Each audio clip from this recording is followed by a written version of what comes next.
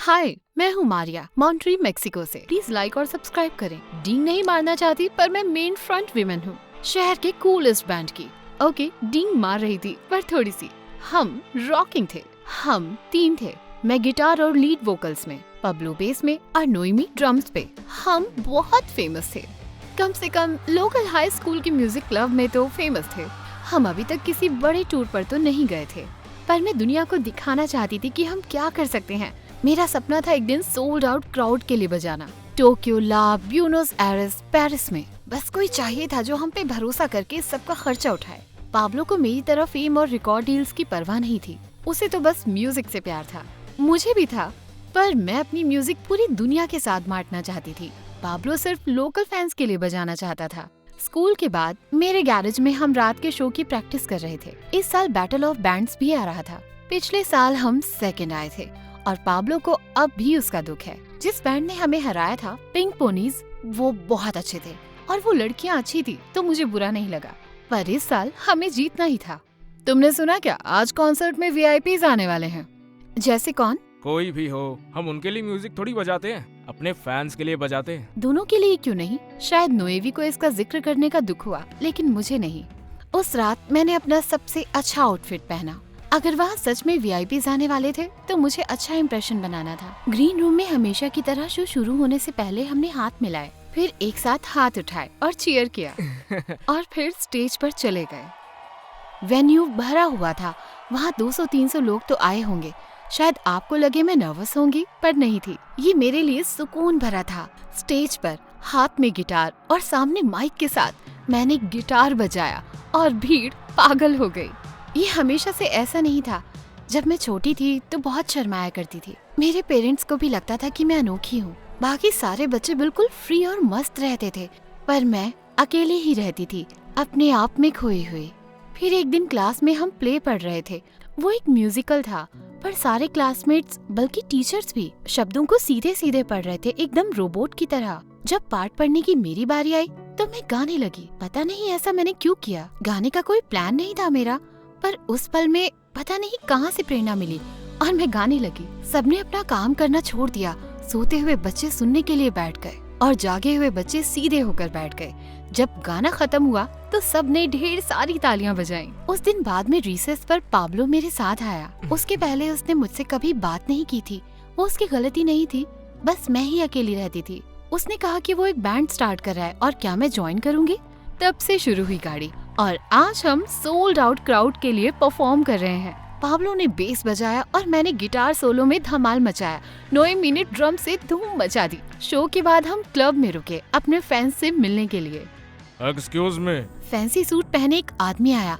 लगता था उसका सूट मेरे गिटार से भी महंगा होगा। वो बाकी फैंस जैसा नहीं लग रहा था, बल्कि यहाँ का भी नहीं लग रहा था। मैं डेरन हूँ, एमएसए रिकॉर्ड्स की ओर से। तुम्हारा शो बहुत ही बढ़िया था। ओह, थैंक यू सो मच। मैं चाहूंगा कि आप लोग एक मीटिंग के लिए आओ। हमें बहुत कुछ डिस्कस करना है। हमें करना है? हाँ हाँ बिल्कुल। मुझे तुम्हारे बैंड का फ्यूचर ब्राइट लगता है। हमारे रिकॉर्ड की मदद से तुम्हारा नाम रोशन हो जाएगा बेटा। उसने मुझे अपना बिजनेस कार्ड थमाया, एक बड़ी सी स्माइल दी और चला गया।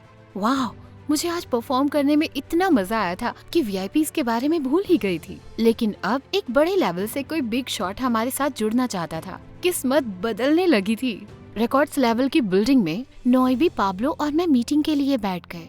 दीवार पर बहुत सारे प्लैक्स, अवार्ड्स, बड़े बड़े आर्टिस्ट और बैंड्स की फोटोज लगी हुई थी। मैं हमेशा से उन आर्टिस्ट जितना बड़ी होना चाहती थी, पर अब मेरे पास इसका मौका भी था। पाब्लो उतना एक्साइटेड नहीं था जितनी मैं थी। उसे इस पर यकीन नहीं था, पर वो ऐसा ही था, किसी पर भी भरोसा नहीं करता था। नोएमी कहीं ज्यादा चिल थी, किसी चीज के लिए नानुकुर नहीं करती थी। सीधा पॉइंट पर आता हूँ। मुझे लगता है कि तुम लोग बहुत आगे जाओगे, इसलिए मैं तुम्हें साइन करना चाहता हूँ। सुनकर कैसा लगा? सुन के अच्छा लगा। हमें पहले कॉन्ट्रैक्ट देखना होगा। जो इसने कहा।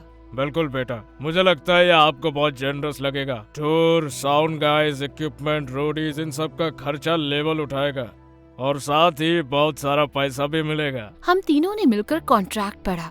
मेरी आंखें गड़ गई दो शब्दों पर, ग्लोबल टूर। रुको, ये चौथे बैंड मेंबर के बारे में क्या लिखा हुआ है? वो डील का हिस्सा है। तुम लोग अभी अच्छे हो, लेकिन एक और नए गिटार प्लेयर के साथ और भी अच्छे हो जाओगे। तुम्हारा म्यूजिक निखर जाएगा बेटा। हमें नया मेंबर चुनने मिलेगा? वो मुमकिन नहीं है। लेबल ने पहले ही मेंबर चुन लिया है और मुझे लगता है कि ये तुम्हारे बैंड के लिए एक बढ़िया एडिशन होगा।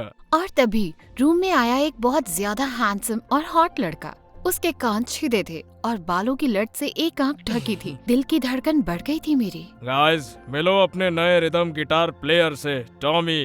टॉमी एक किलर म्यूजिशियन है और साथ ही साथ मेरा बेटा भी है। टॉमी ने अपने हाथ जेब में डाले और हमारी तरफ सिर हिलाया। नोएमी और मैं उसे प्यार से देख रहे थे और पाब्लो गुस्से में। हाँ तो डील पक्की? हम सोचेंगे। हाँ, डील पक्की। अगले दिन चारों बैंड मेंबर के साथ हमारी पहली रिहर्सल थी और टॉमी लेट था। यकीन नहीं होता, इस गधे को बैंड में आए एक दिन भी नहीं हुआ है और अभी से लेट हो गया। गिटार बजाना आता भी है इसे? इसका खुद का बैंड क्यों नहीं है? अपने पापा की बदौलत जो आया होगा। पाब्लो, उसे एक मौका तो दो, अगर वो अच्छा हुआ तो। तभी टॉमी आ गया। उसने अपना गिटार भी प्लग इन कर लिया था। उसने एक शब्द भी नहीं कहा। मैं बहुत घबरा गई। क्या उसने पाब्लो की बातें सुन ली थी? मन कर रहा था पाब्लो को पीट दूं, पर शांति बनाए रखनी थी। अगर टॉमी ने अपने पापा से शिकायत करके हमारा ग्लोबल टूर कैंसिल करा दिया तो? टॉमी ने बजाना शुरू किया। वो तो अमेजिंग था। इतनी तेज उंगलियां चलते मैंने कभी नहीं देखी थी। ऐसा लग रहा था जैसे उसके गिटार से बिजली निकल रही हो। नोएमी ने भी ताल पकड़ी और ड्रम्स बजाने लगी। मैंने थोड़े कॉर्ड्स बजाए और पाब्लो ने भी इम्प्रेस होकर बेस बजाना शुरू कर दिया। अच्छा लगा तुम्हें? नोएमी और मुझे तो बहुत अच्छा लगा। अच्छा बजाया यार, हुनर तो है तुम में। सॉरी तुम्हें जज किया मैंने। रिहर्सल के बाद हम सबको बहुत अच्छा लग रहा था। अब हमारे साथ गिटार पर टॉमी है तो हम इस साल बैटल ऑफ बैंड्स जरूर जीतेंगे। नोएमी और पाब्लो के जाने के बाद टॉमी वहीं रुका। हे, मैं तुमसे बात करना चाहता था अकेले में। मेरे हाथ पाँव सूखने लगे थे। शायद वो मेरे साथ अकेले प्रैक्टिस करना चाहता था। मेरे डैड ने कहा कि बैंड को बताने से पहले मैं ये बात तुमसे करूं। मुझसे वो बात इसलिए कर रहा था क्योंकि उसके पापा ने कहा था। वो बैंड की इमेज में कुछ बदलाव करना चाहते हैं, थोड़ा सा सुधारना चाहते हैं। अगर हमें दुनिया भर में परफॉर्म करना है तो हम वही कपड़े हमेशा नहीं पहन सकते जो हम ज्योमेट्री क्लास में पहना करते हैं। मुझे नहीं लगता नोएमी और पाब्लो राजी होंगे। उन्हें लगा था कि ऐसा ही होगा, इसीलिए तुम्हें उन्हें बताना होगा। तुम बैंड की लीडर हो मारिया, वो तुम्हारी बात जरूर सुनेंगे। मैंने अपने आप को कभी एक लीडर नहीं माना था। हम सब एक समान थे। पर टॉमी गलत नहीं था कि नोएमी और पाब्लो मेरी सुनते थे। और वैसे भी थोड़े कपड़े बदलने में हर्ज ही क्या है। वो हमसे म्यूजिक बदलने के लिए थोड़ी ना कह रहा था। आखिरकार मायने तो वही रखता है। मैं उनसे बात करूंगी। थैंक्स मारिया, मैं जानता था तुम समझोगी। हाँ, एक और बात, मेरे डैड चाहते हैं हम टूर जल्दी शुरू करें। हम सैटरडे निकलेंगे। पर बैटल ऑफ बैंड सैटरडे को है। हम साल भर से इसकी तैयारी में लगे हैं। अरे लोकल कंपटीशन की किसे परवाह है? ये कुछ छोटे लोग हैं जो हमेशा छोटे रहेंगे। मैं यहाँ ग्लोबल टूर की बात कर रहा हूँ। फिर उसने मेरा हाथ पकड़ा। मारिया, मेरे डैड को लगता है कि तुम एक स्टार बन सकती हो। और तुम्हें क्या लगता है? मुझे लगता है वो सही है। उस रात मैंने एक इमरजेंसी बैंड मीटिंग बुलाई हमारे फेवरेट क्लब पर। मुझे लगा शायद इससे उन्हें कुछ कम बुरा लगे। मैं खबर देने से घबरा रही थी। तो हमारी टूर डेट्स में कुछ बदलाव आया है। वो चाहते हैं हम सैटरडे को यूरोप जाएं। तुमने मना कर दिया है ना? हम battles of the band miss नहीं कर सकते। मैंने हाँ कर दिया है। और यही नहीं, वो चाहते हैं हम नए आउटफिट्स भी पहने। सॉरी, तुम्हें किसने लीडर बनाया है? जहाँ तक कि मुझे पता है हम सभी को बराबर वोट मिलते हैं और मेरा वोट है कि हम प्लान के मुताबिक बैटल ऑफ द बैंड्स में जाएंगे अपने नॉर्मल कपड़ों में। नोएमी, तुम्हारा वोट क्या है? Battle of the bands? Sorry Maria, पर क्या मैं आउटफिट्स देख सकती हूँ? गाइस, ये ग्लोबल टूर है, हमारा सपना है। नहीं, वो तुम्हारा सपना था, हमारा नहीं। तुम बदल गई हो मारिया। एक नया लड़का बैंड में क्या आ गया अचानक, तुम्हें सिर्फ उसी की परवाह होने लगी है। तुम मतलबी हो मारिया। सपने देखना कोई बुरी बात नहीं है। माफ करना, मैंने चाहा हमारा बैंड छोटे शहर के छोटे क्लब्स और छोटे लोगों से थोड़ा आगे बढ़े। मुझे तभी बहुत ज्यादा बुरा लगा। मुझे हमारे फैंस से प्यार था, किसी की बेइज्जती नहीं करना चाहती थी मैं। पाब्लो कभी कभी बहुत इरिटेट करता था। उसने मुझे देखा, वो गुस्से में था, जानती थी, लेकिन उसकी आंखों में सिर्फ गुस्सा ही नहीं, उसे बुरा भी लगा था। यूरोप में मजे करना। पाब्लो गुस्से में चला गया। नोएमी दुखी लग रही थी। मुझे बुरा लगा कि वो ऐसे बीच में फंस गई। तुम जानती हो मैं हमेशा तुम्हारा सपोर्ट करती हूँ मारिया, पर ध्यान रखना टॉमी हमारे जैसा दोस्त नहीं है तुम्हारा। हो सकता है उसके इरादे ठीक ना हो। उसने मुझे गले लगाया। आईफल टावर जाके मुझे टेक्स्ट करना। अगली सुबह रिकॉर्ड लेवल पर मैंने एक खबर सुनी। मैंने डैरन और टॉमी को बताया कि पाब्लो और नोएमी नहीं आएंगे। हम उनके बिना टूर नहीं कर पाएंगे। ये क्या बोल रही हो? बिल्कुल कर पाओगी। बेसिस्ट और ड्रमर्स हर गली में मिलते हैं। लेबल नए लोगों को हायर करेगा। वैसे भी इस बैंड का चेहरा तुम और टॉमी हो। अपने फ्रेंड्स के बारे में कही ये बातें मुझे अच्छी नहीं लगी, जैसे उनकी कोई कीमत ना हो। क्या हमेशा से यही प्लान था, पाब्लो और नोएमी से छुटकारा पाना? बस करो मारिया, मैंने खुद से कहा तुम अपना सपना पूरा करने वाली हो। पाब्लो और नोएमी ने खुद आने से मना किया है। तुमने उन्हें मनाने की कोशिश की थी पर वो नहीं माने। उस सैटरडे एयरपोर्ट पहुंचकर मैंने प्लेन्स को उड़ान भरते देखा। मेरा एक्साइटमेंट बढ़ने लगा। इस वक्त कल मैं पेरिस में होंगी। बाद में मैं और टॉमी टर्मिनल पर बोर्डिंग शुरू होने का इंतजार कर रहे थे। मेरी नजर टॉमी के फोन पर गई। वो हमारी रिहर्सल्स की फोटोज देख रहा था। मैंने ध्यान से देखा, हर एक फोटो बस उसी की थी। मेरा, पाब्लो या नोएमी का तो नामो निशान नहीं था। फिर मुझे शक होने लगा। अपने बैंड के साथ बिताए मुझे वो सारे अच्छे दिन याद आने लगे। जिस दिन पाब्लो रिसेस में मेरे पास आया, हमारा पहला जेम सेशन, शो के बाद हम तीनों का देर रात डिनर जाना, मेरे बर्थडे पर पाब्लो का दिया नया गिटार स्ट्रैप। अचानक मैं उठ गई। बोर्डिंग शुरू नहीं हुई है। मैंने अपना गिटार केस उठाया और भागने लगी। मेरे डैड ने इस टूर पर बहुत खर्चा किया है। अकेले ही बजाना तुम। मैं तेजी से बाहर निकली और मिली पहली टैक्सी पकड़ ली। बस टाइम से पहुंच जाऊं। जब मैं पहुंची तो वेन्यू खचाखच भरा हुआ था।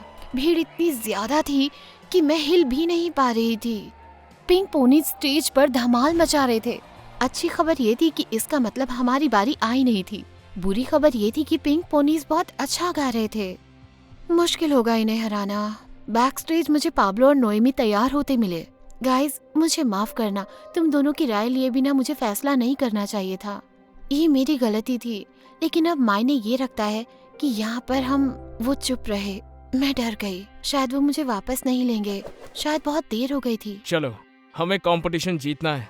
Welcome back Maria. नोएमी ने अपनी ड्रम स्टिक घुमाई और मुस्कुराई। स्टेज पर जाने की हमारी बारी थी।